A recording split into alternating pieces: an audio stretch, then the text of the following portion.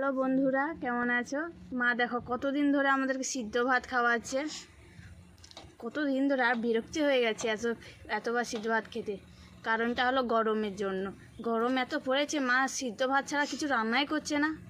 গরমে তো উনানের ধারে বুঝতেই পারছে না একদিকে, আর একদিকে তো মার শরীরও খারাপ আছে। কদিন ধরে ঘরে কাজ চলছে, মারও অসুবিধা হচ্ছে, ভিডিও ছাড়তে অসুবিধা হচ্ছে। আবার একটা প্রবলেম হয়ে গেছে যে মার পায়ের মেজারমেন্টটা ফেটে গেছে। অনেকগুলো ডাক্তার দেখেছিল মা, তো ডাক্তার বলেছে যে ওষুধ খেলে ঠিক হয়ে যাবে। ওষুধ তো খেয়েছে, 1 বছরের প্রায় কাছাকাছি হয়ে গেছে।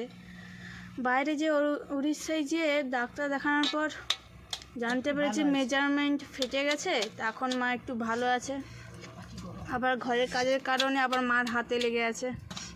মা আবার ডাক্তারের কাছে যাবে কালকে উড়িষ্যায়। কালকে দেখা যাবে কি বলবে ডাক্তার। এখন মা কি রান্না করেছে সেটাই খাওয়া যাক। মা কদিন বলো, এই রান্নাটা আর কদিন খাওয়াবে?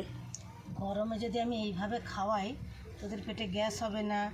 তারপরে এই গরমে বলতো শরীর টরীর খারাপ হয়ে গেলে কি হবে অবস্থা? আমারও কি অস্বস্তি লাগছে। তাও রান্না করতে পারছি না, পা মুড়ে বুঝতে পারি না, হাঁটাচলা করতে পারি না, মানে এত কষ্ট আর যন্ত্রণা ছিল। সে ডাক্তারের ওষুধ খেতে অনেকটাই ভালো আছে।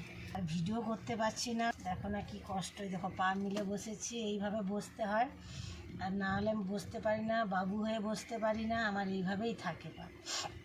তারপর বেল্ট দিয়েছে, বেল্ট করে থাকতে হয়। ডাক্তারবাবু গেলে ডাক্তারবাবু কি বলে, কি অপারেশন করতে হবে না ওষুধে ভালো হয়ে যাবে, সেটা ডাক্তারবাবুই বলবে।